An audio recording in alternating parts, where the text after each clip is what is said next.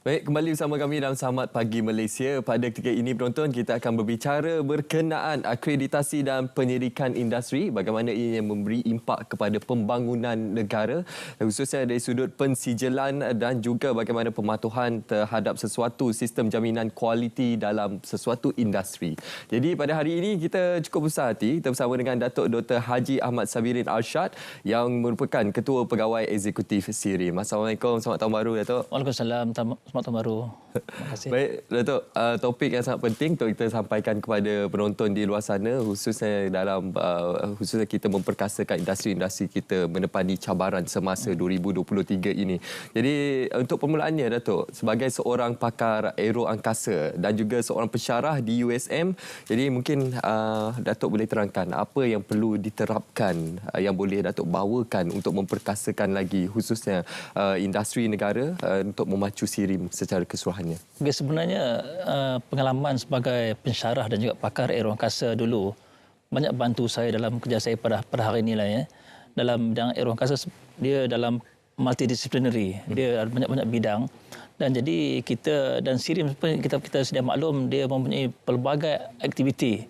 Dan di sini mungkin saya boleh maklumkan kita ada 3 aktiviti utama di SIRIM. Satu dari segi komersial, satu dari segi developmental yang kita katakan contract research, industry research, satu lagi statutory. Jadi tiga-tiga bidang ini adalah bidang yang amat luas, merangkumi segala aspek yang dilakukan di Malaysia.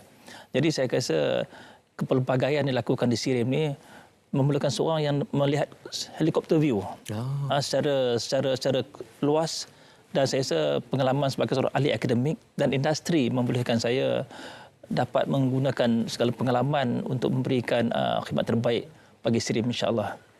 Okey, dan kita sedia maklum juga SIRIM merupakan organisasi yang sangat penting dalam kita mengeluarkan sijil akreditasi dan juga khususnya kepada barangan elektronik dalam negara untuk kita memastikan keselamatan dan juga kualiti barangan tersebut. Jadi bagaimana untuk kita pertingkatkan lagi usaha dan juga komitmen SIRIM dalam memastikan usaha ini dapat diteruskan dan juga kita dapat memberikan satu ruangan yang selamat untuk pengguna-pengguna di luar sana. Okey, satu yang mungkin saya nak maklumkan di sini, kita selalu katakan satu tagline kita ya, ada SIRIM baru beli. Jadi kita nak memastikan setiap pengguna di Malaysia ni bila dia melihat kepada logo SIRIM tu pun dia pilih barang yang nak dibeli. Dan terutamanya barang-barang elektrik yang diperlukan ada stiker SIRIM. Dan kita telah memberi jaminan sesiapa yang membeli barangan tersebut akan diberi jaminan keselamatan. Kita tidak memberi jaminan waranti, tapi waranti diberikan oleh pengeluar, tapi keselamatan telah dijamin oleh SIRIM. Sebabkan kita melalui proses yang ditentukan, ikut standard-standard yang telah ditetapkan oleh antarabangsa. Jadi memang menjadi sebenarnya satu kesalahan bagi kedai-kedai untuk menjual barang-barang yang tidak mendapat kelulusan daripada SIRIM. Jadi saya menyeru di sini, mungkin setiap pengguna sekiranya nak beli barang-barang, pilihlah barang-barang yang ada stiker SIRIM, dan selalu ingat ada SIRIM baru beli. Itu tagline yang sering kali kita war-warkan, ada SIRIM baru beli. Tapi bagaimana pula, Datuk, kita melihat sekarang ini dengan kewujudan pasaran perniagaan secara dalam talian, dunia digitalisasi sekarang ini, pelbagai produk yang memasuki pasaran semasa dalam negara. Jadi bagaimana untuk kita gambarkan kepada masyarakat di luar sana pentingnya ada pensijilan SIRIM terhadap sesuatu produk tersebut untuk keselamatan mereka. Kadang-kadang kita lihat masyarakat di luar sana hanya memandang kepada aspek kos yang lebih murah, Datuk. Betul. Sebenarnya ini satu aspek yang sedang kita kaji, dan baru-baru ini kita ada satu kerjasama dengan satu pengeluar barangan secara online yang jadi contohnya dengan Lazada, di mana dia menggunakan pengiktirafan SIRIM. Jadi kita mengalu-alukan semua syarikat Shopee, Public Gold dan segalanya yang PG Mall yang menggunakan online shopping ni, ramai pengguna kita membeli barangan daripada China direct, daripada luar negara direct, dan kita nak pastikan setiap pembelian tu adalah selamat dan dapat benda yang diyakini. Dan sekarang ni ramai yang ditipu dengan barangan yang tak berkualiti. Mungkin harganya murah. Kadang kita kata kalah membeli menang memakai. Jadi dia mungkin beli harga murah, tapi pakai sekali dua dah rosak. Jadi kita nak dan tak selamat. Kadang-kadang kes yang terbakar, kepala gas terbakar, kadang-kadang bang elektrik terbakar. Jadi kita nak pastikan keselamatan itu sentiasa dijaga oleh pengguna. Dan saya rasa alhamdulillah ramai orang yang sedang membeli sekarang ni dia dah faham aspek keselamatan pada hari ini, insya-Allah. Okey, jadi penting untuk kita memberikan pemahaman kepada masyarakat luar sana berkenaan sijil akreditasi khususnya dalam barangan elektronik yang dikeluarkan oleh SIRIM ini. Jadi bagaimana untuk kita memberikan gambaran, Datuk, bahawa terdapat risiko terhadap barang-barang elektronik yang tidak mempunyai pensijilan SIRIM ini, dan bagaimana dari segi tahap kesedaran masyarakat pada ketika ini terhadap penerimaan sijil SIRIM ini, Datuk? Saya rasa dari segi tahap keyakinan pengguna di tahap yang agak tinggi. Saya rasa tahap tinggi. Boleh katakan ramai yang membeli barang elektrik ini dia akan mencari tanda SIRIM. Saya rasa dalam survey yang kita lakukan, dalam kita punya kesedaran yang kita lakukan, boleh katakan hampir 90% pengguna memahami keperluan memberi barangan yang mempunyai logo SIRIM.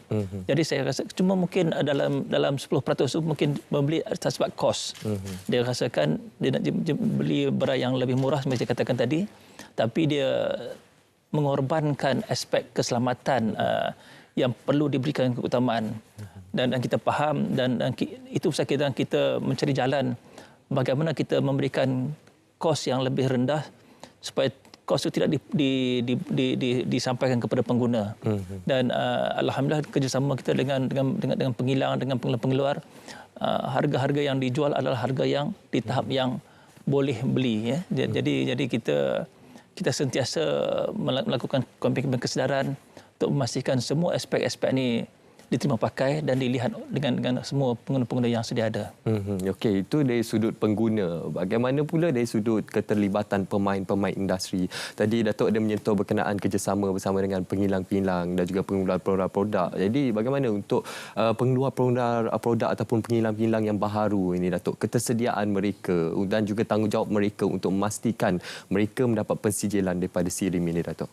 Okey, sebenarnya semua penghilang dan pengeluar ini mereka menjadi satu keperluan bagi mereka untuk mendapatkan pensijilan daripada SIRIM. Jadi mahu tak mahu memang menjadi satu mandatory, ya, bagi semua penghilang untuk mendapatkan pensijilan bagi memastikan keselamatan. Ini saya rasa langkah yang amat baik daripada kerajaan Malaysia bagi memastikan keselamatan pengguna. Dan sekiranya langkah-langkah ini tidak dikawal oleh agensi-agensi penguatkuasa seperti KPDN ataupun seperti MCMC, ya, Suruhanjaya Komunikasi.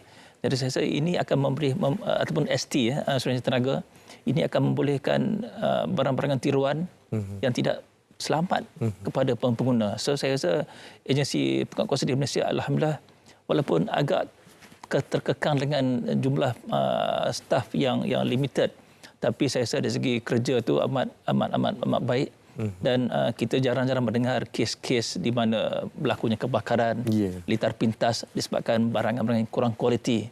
Dan alhamdulillah saya rasa jaminan ini akan berterusan dan SIRIM memberikan komitmen untuk terus memberikan kualiti produk yang terbaik dari segi pensijilan dan testing yang berkualiti di negara Malaysia. Okey, bukan setakat di dalam negara kita saja, Datuk. Kita juga perlu melihat daripada ruang lingkup di peringkat global, di peringkat antarabangsa. Bagaimana kita perlu berikan gambaran kepada masyarakat di luar sana melalui pensijilan SIRIM terhadap produk-produk elektronik, barangan elektronik dalam negara ini, buatan Malaysia ini, memberi satu keyakinan dan juga tahap nafas baru di peringkat antarabangsa terhadap produk tempatan, Datuk.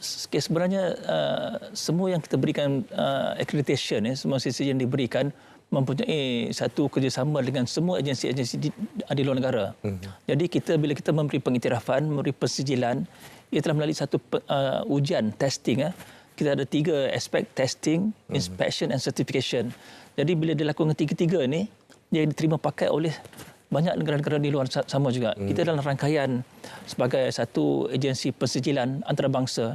Jadi apabila kita memberikan pensijilan, ia secara langsung diterima pakai oleh negara-negara luar negara, sama ada di Eropah atau di Amerika Syarikat. Mana kita ada rangkaian-rangkaian yang boleh menerima pakai sama dengan negara-negara sana. Sekiranya ada pensijilan daripada negara sana, kita menerima di Malaysia. Jadi ini reciprocal arrangement yang kita ada dengan negara-negara tersebut. Oh, baik. Kita sedia maklum juga SIRIM sebenarnya bukan sahaja mengeluarkan sijil akreditasi kepada barangan elektronik saja.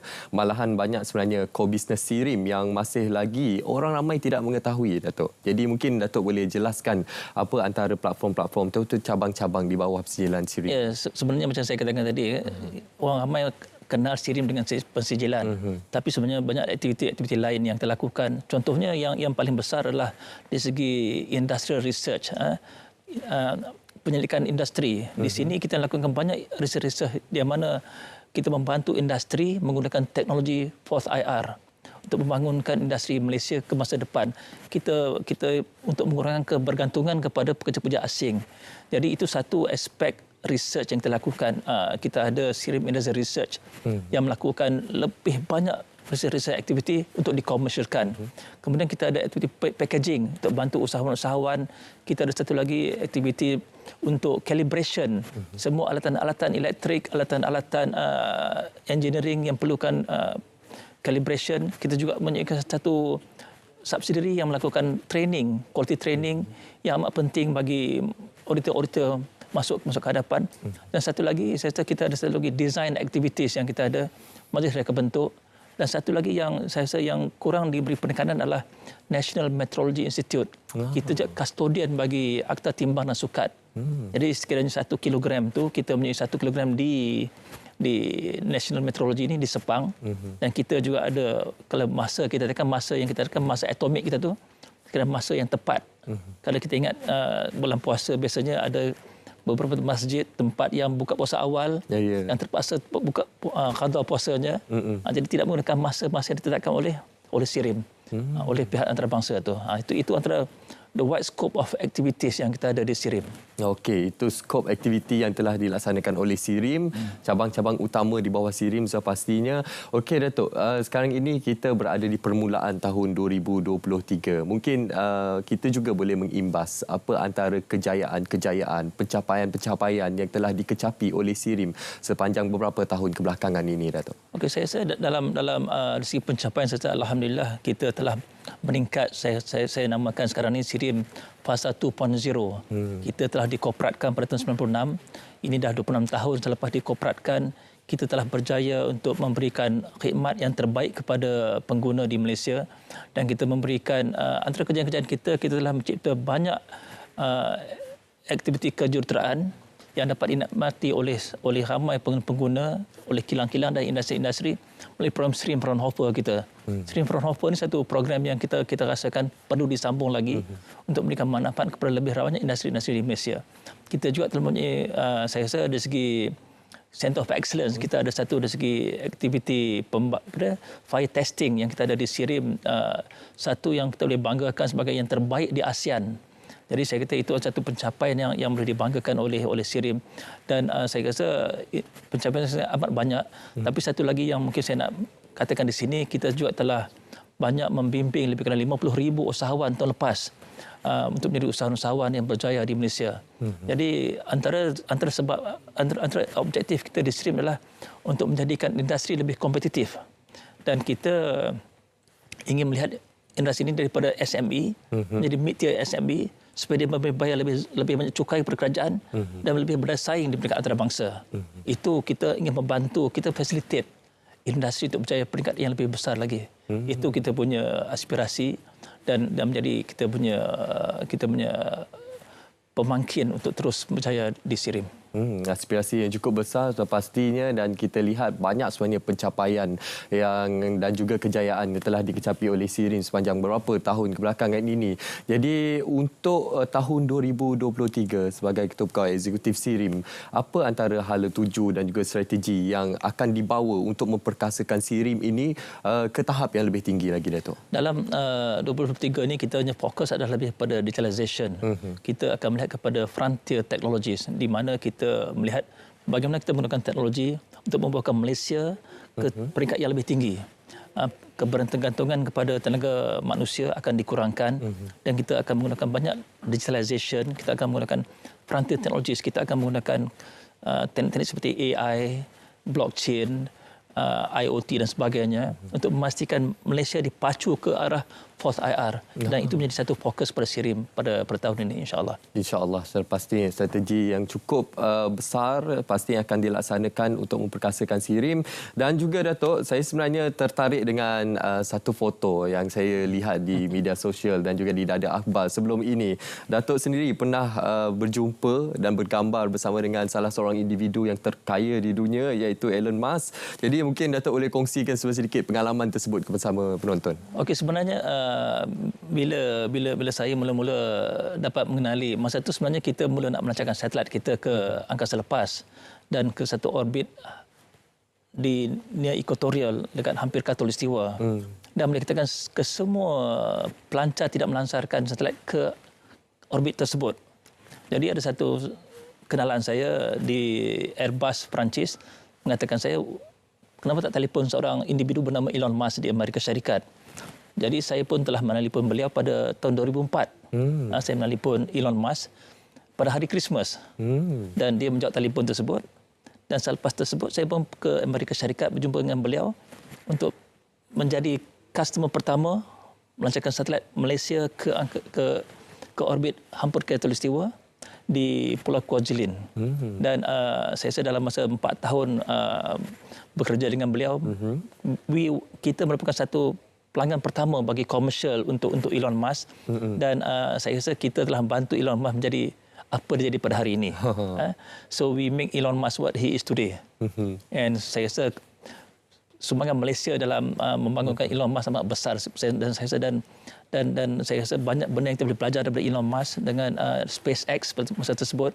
Dan insya-Allah saya rasa masa depan Malaysia dalam bidang aeroangkasa, dalam bidang kejuruteraan, dalam bidang teknologi tinggi amat besar sekiranya kita membolehkan satu kerjasama yang lebih erat dapat dilaksanakan dengan beliau. Dalam bidang aeroangkasa untuk negara kita ini, Datuk, apa sebenarnya yang perlu diperkasakan lagi, Datuk, untuk kita memantapkan setiap genap dimensi dalam hal ini, Datuk? Saya rasa di Malaysia kita perlu mengadakan lebih banyak libat urus dengan industri. Kita masih belum ada lagi industri aeroangkasa di Malaysia. Masih lagi di bawah kepompong agensi-agensi kerajaan. Dan kita mesti membolehkan satu industri diwujudkan. Walaupun setelah 30 tahun kita melakukan program-program angkasa di Malaysia, belum lagi ada satu industri yang sihat dibangunkan. Saya rasa empowerment, saya rasa democratization kita harus lakukan untuk bolehkan industri dibangunkan. Dan otherwise kita akan tertinggal lebih jauh.